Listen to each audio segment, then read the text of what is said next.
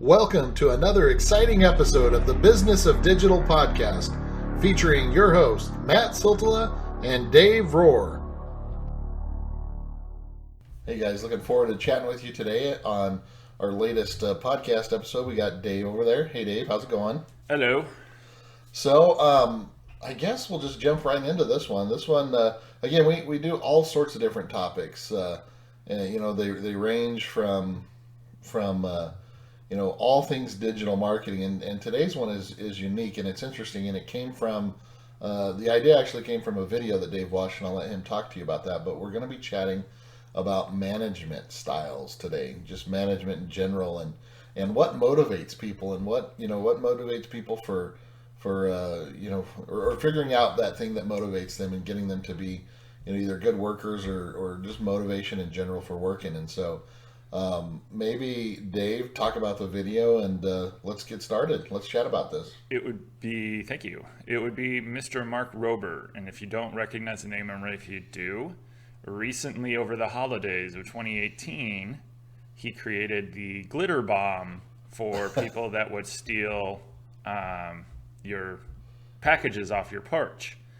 Well, through the algorithm of YouTube, despite all of the other stuff I watch and all the stuff my small child watches, somehow... Well, that's what I was going to say. If there's any small children, they know that guy's name. He's a very famous YouTuber.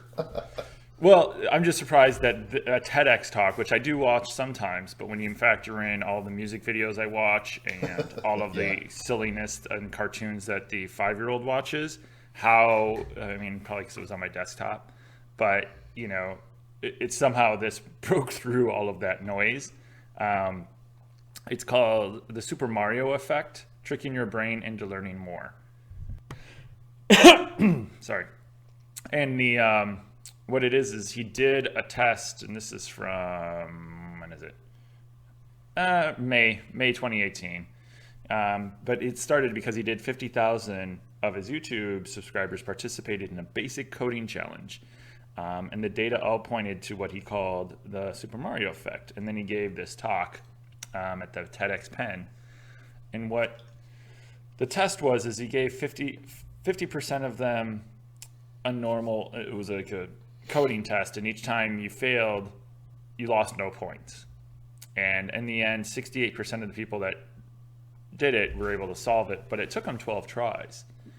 And then the other 50% of the people got a little bit of a different test where each time they didn't succeed, they lost 5 points. Oh. And the goal was to try to get, finish with as many points as possible. Well, if you're not losing points and you still finish, then you're quite happy. But only 52% solved it, but they only tried 5 times. So, that's half as many times of trying.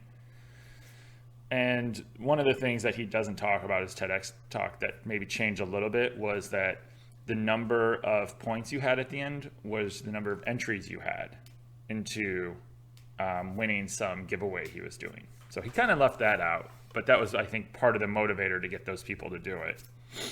But what he talks about is the Super Mario effect. And you can even think about, a cat doing something silly, like, continuously jumping across and never stopping. But the other example is like a small child and the things that they do, or that we all did when we were a small child to learn things. Trying to crawl, trying to walk, even if 5 points was your face smashing into the carpet or the floor. Maybe that would be your 5 points, but we could keep going, and he called it the Super Mario effect because even if you died, because of a turtle or because of a pit, you would just start over and you knew a little bit more and you would just do it. Yeah. And how many times in Contra, we all knew the up, down, left, right code, and you would have umpteen number of lives. Yeah. And then the goal then was to try to finish with as many lives as possible left. But you would die so many times and so many ways constantly in that game. But we would keep pushing through. And so what he talks about is a lot of times when people are learning, if they fail, the failure alone isn't what stops them from trying it again. It's the outside forces around that failure. Maybe the stigma of failing, and especially when startups, there's which company is it has it about failing? Is it Amazon? I think it is, Yeah. where it's okay to fail. How many places do you work where if you have a failure, you might get fired? Of any, even the smallest type. Like if a campaign goes out and it doesn't hit the ROI, and but you learn something. How many times are people still thinking that they're not getting promoted, or they're going to fail, or they're going to get fired Right. for it? It's interesting. So this is somewhat of a management style talk. This is also something about motivation. We'll probably land somewhere in the middle. Uh, but I thought it was really interesting thinking about my own learning, the people I've worked with above me and how they interacted with me, and then how in the past I've interacted with people that I was supposed to train, especially in the it's agency interesting. life. Well, yeah, that's what I was going to talk about. It's interesting for me because I look back at, over the years of when we first started, Dream Systems Media, and eventually became Avalanche Media, and those key players that we brought on, that we got involved with it, and helping us set it up, and just the things that I learned. So, for example, we'd get people in, like brilliant people that could do some amazing things with code or web design or whatever it might be. And when you're a smaller group and more people are, you got a smaller group of people having to do more things because you don't have the luxury of farming stuff out as much as when you're bigger. But one thing that I learned was, at least as far as I did, I expected people to be more entrepreneurial minded, or self motivated, or just where that was my management style. I just expected them that they could that their thinking and actions would be like mine. And I learned that I was very wrong, and I had to approach each person differently. Like we had this one guy that seriously was amazing, one of the best coders, and I loved his designs. Like, anything that he would put out, I was always like, "Yep, I love it." And the thing is, he could not just boss himself. He had to have someone to give him a list of, here's your tasks for the day. Here's what we absolutely need done. Because if you kind of just told him, here's the general direction and what we need, and just good luck, he would fail every time. He had to have a certain number of executables, and that's just how he worked. Like, he could never be an entrepreneur. He could probably never start a business. Like, he has to work for someone, if that makes sense, Dave. I'm not sure, but that's one thing. When we got to that point, and we realized that, it kind of opened up my eyes and helped me realize that every person is different. Because then I did get, you do come across those style of people. And we had this other lady that was part of our group for almost 5 years. And in our industry, that's becoming a veteran. And she was more like me. And to no surprise, she ended up leaving and starting her own business. And she gave us 5 great years, and I'm super proud of her that she was able to go and do that. But and again, that's where the management style would come from, and knowing that, and how to motivate them, and how to get them to work for you. And so, I don't know, those are just some of my thoughts on it. Yeah, it's interesting. There's one company, and I saw them recently, and they're talking about how all they want is entrepreneurs, and they want everyone that works there to be an entrepreneur. Yet I was like, but then aren't they just going to leave? Yeah.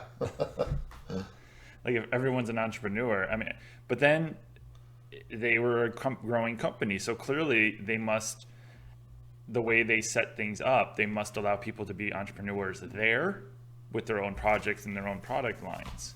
And that Right. goes to the management style, and knowing, the types of people that they're getting, who they're hiring, and then how they manage it and how they just control everything, which I think is interesting. Well, see, and that's one way that I think we're able to keep people longer, as well. Because when we notice those kind of things that you were just talking about, we give our people freedom to be able to, they'll come to us and be like, "Hey, here's a really new cool style of doing something. I think that this could be a product." And there's actually been several times where a lot of the services that we offer have been because of of these kind of this forward thinking from employees and that entrepreneurial mind or whatever you want to call it, and we reward them for that too. We reward them for that kind of stuff, and that's what we were talking about before we started recording this too.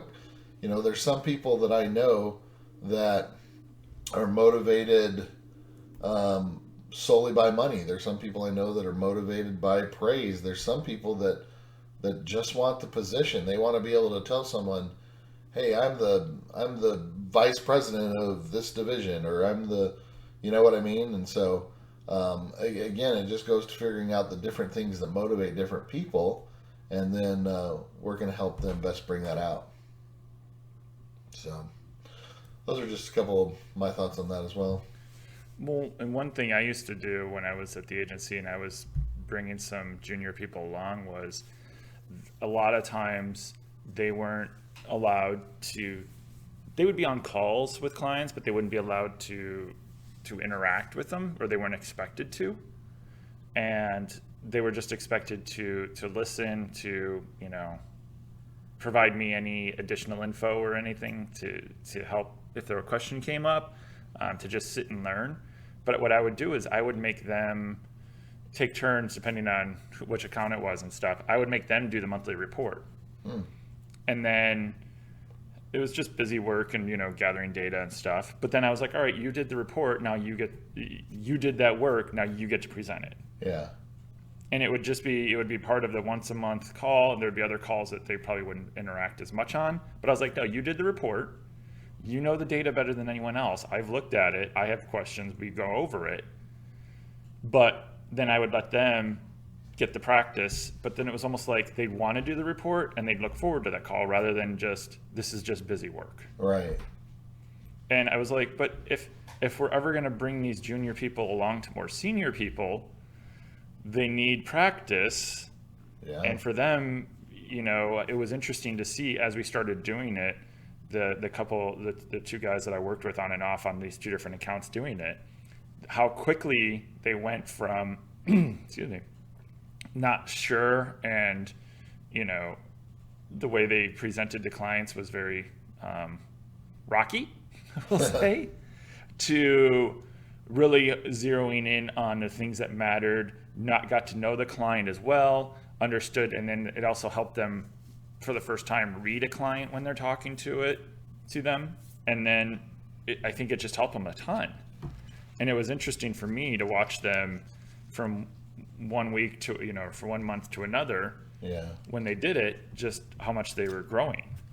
And I think what we're talking about here too, and this is interesting, Dave, because, a lot of when we do these kind of things, it does help progress them, and in some cases it helps. You're helping,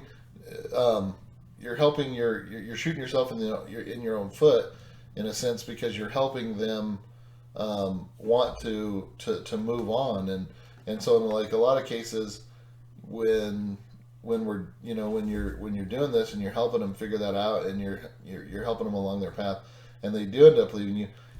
Like it used to frustrate me, and back in the day, and you would spend so much time and energy, and I just kind of realized that, hey, this is just what it is now, and I'm still going to help and motivate these people. And what's interesting is there's been a lot of people that have moved on, and then they've referred people back to us, and so we've made their time there positive, and we've done the best we can to help further them in their career, and they've sent people to us and like, hey, I thought this would be a really good person, for a fit to work there or whatever. And so there's other ways that you can benefit from that. And so I think we have to stop looking at the negative side of that, because, it's like, we talked a little bit about, or alluded to the fact that, those entrepreneur spirited ones, or those, that don't stick around or whatnot.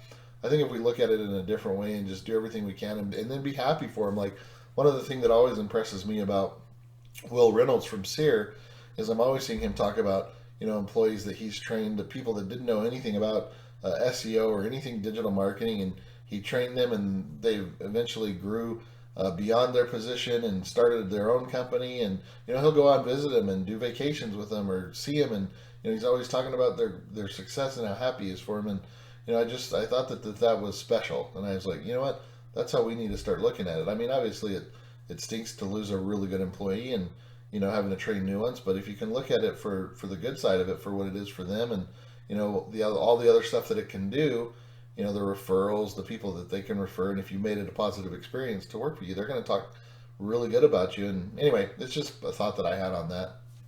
I've had one boss that his goal always was to help you along so that either he has to fight and find you a new role because you've grown so much, or to accept that you're going to leave. And if you're leaving for if you were a junior SEO and you're now moving to, a senior SEO role, or if you're a director of marketing and now you're going on to be like a VP, or, working with bigger budgets and bigger teams, he's like, if we're here and my team is here, my head count's here, and you've outgrown this and I don't have anything else that makes sense to promote you to, clearly you've learned, I fostered your learning, we've done a good job, and you've gotten better and smarter and, better at your job. Good. Yeah. You progressed while you were here. You probably did better and bigger things here, but, good. And it was always, it's so rare do you see people that are like that. It's like, so often it's like, why are you leaving? And you're like, well, because of XYZ. And then suddenly they try to fix XYZ, even though you've brought up XYZ for the last 2 years. Yeah. And sometimes they just try to throw money. Like one time I left and they were suddenly like, oh, well, here's an extra 20 grand or something. Or like, what's the offer? And I'm like, don't worry about it. Because I knew that at the end of the project, they were going to try to fire me anyway, because they were phasing us older developers out and bringing in people straight out of college. So I was like, I already see what you're doing. You guys have been letting us go. You've let one person go, and you're eyeing the 2 others that are us. Mm-hmm. And we're just, you've hired 2 people straight out of school. And both of us has been around for 5, and the other guy's been here for 8 years. So you're just trying to replace us with cheaper people. That's fine. Whatever, it's a business, but we're leaving. Yeah. And I just beat you to the punch. And they were unhappy about it. So, and there was a bunch of other reasons for me to leave as well at that point. But it was just funny that they called me in and tried to sit me down and say, well, what if we give you all this more money? And I'm like, yeah, because then in 2 months you're going to fire me. My position will be eliminated, and, you bought yourself that extra 2 months, and now I don't have another job. And how I've looked at a lot of that stuff is sometimes at some point I feel like I did all that a position that I could have in a certain position, and I get bored, and sometimes I laugh at myself. And even in the situations with owning businesses, you've gone and you've done something to a certain extent and been really successful at it. And for most people, they'd be like, why would you want to walk away from that? Or why are you not satisfied? That's just a bug that I think a lot of entrepreneurs suffer from. They just, they get bored of what they've built and what they've done, and they want to move on to the next thing and, what's next. Well, I think for in-house people, especially as an SEO in-house person, or even a PPC SEO person, an in-house PPC person, if you're a small company and you have a full-time PPC person, and your budget over the last couple of years has gone from, say 20 to 40K to 60K, and maybe you're on the cusp of maybe 80K, and same thing with an SEO, you have one site and you've been doing it for 2 or 3 years now, maybe even 4, there's going to be technical issues or budget restraints on these bigger projects you want. And they've probably been there for a while, because when I was in-house multiple times, I saw it, or even when I was an agency, I saw an SEO that we worked with for 2 or 3 years run into the same problems, and we had the same limitations year after year after year. If you're that in-house person and you see all of these big projects that you want that could really move the needle, or that would be really exciting for you, and they're not happening, guess what? You get bored, like you said. Yeah. None of these projects are happening. I can't move the needle. You keep moving my goals, and my targets start to become impossible because I can't get any of these big moving projects going. It's not fair, and now I'm bored and frustrated. So guess what? I'm gonna leave. Yep. So I guess, Dave, just kind of wrapping up my final thoughts. I guess the biggest takeaways for people, I would say, go and we're in the blog post. You guys will drop a link to that video, and we definitely want you to watch it. You know, just the Mario effect, I guess is what we'll call it. Yes. And so so check that out, and then the other side of it. Again, whether you're the, you know, whatever position you find yourself in, whether you're the employee or you're the manager or management or the entrepreneur, just watch that video, think about what we've talked about, figure out what is your style, okay? And if you do, you know, have a conversation. If you need to have a conversation with a manager or a boss, do it. If you're a manager or a boss, think about that employee, maybe one that you've been frustrated with, or, you know, have you done this? Have you thought about this kind of um, you know, management style, if you will, or have you thought about management in general and what motivates? Also understanding all the different things. Like, you know, one final thought here that had just popped up in my head, Dave, while we were thinking about this is we had one employee that just was like not happy, not happy, not happy. Turns out we ended up offering them one flex day where they could work from home one day a week, and they became the best employee ever. Like it was something just that simple. They just wanted one flex day. And so, again, my point is figuring it out. What's that thing that's going to help and motivate them and get them to be happy? Those are my final thoughts, Dave. Yeah, I think every employee, you know, big role or small role, is going to have a different motivator to keep them going. And I also think create projects and create the ability to fail on a small, at least on a small scale, with the goal of learning something. Like, say, let's do a test, and it might fail, it might not. Well, who cares? But at least bring up that it's okay if it fails, I think, so that people are like, oh, you know, we did this small project, we sunk some hours and time into it, and we learned that, you know, changing the color on this button doesn't work, or this type of meta description doesn't work, or going after that keyword in PPC, it was just a horrible ROI failure, you know. But if people aren't testing things, guess what? Your competitors are going to destroy you because they're out testing things. So even if you're not doing it for the right reasons, which is your employees and your team and your, you know, that, think about the fact that your competitors are probably doing things like that. Yep. And they're going to out test you and outsmart you and get ahead of you because you're too scared to, you know, for $1,000 to be not the ROI you want, or maybe $10,000, you know, depending on your budgets. So I think just be okay to at least some failure. You know, try to keep pushing your team to learn and figure out what makes them learn and what makes them tick. All right, very good. We appreciate you guys checking out this latest episode. For Dave Rohr with Northside Metrics, I'm Matt Siltel with Avalanche Media, and we will look forward to having you guys back on the next episode. Bye, guys. Bye.